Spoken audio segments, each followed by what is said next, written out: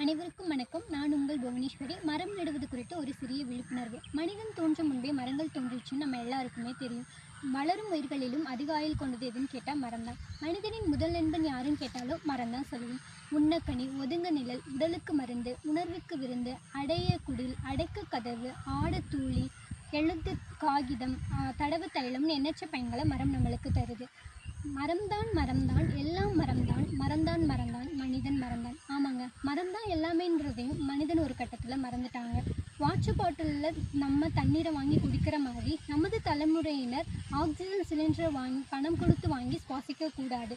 அதனால நம்ம அனைவரும் நமது வீட்டில் மரக்கன்றுகளை வளர்த்து இயற்கை சுற்றுச்சூழலை பேணி பாதுகாப்போம். மரங்களை வளர்ப்பது நமது கடமையாகும். இதுபோன்ற மரம் நடுவது குறித்து விழிப்புணர்வை ஏற்படுத்தி வரும் ஆல் இந்தியா கலம் ட்ரீம் ஃபவுண்டேஷன் அவர்களுக்கு நன்றி.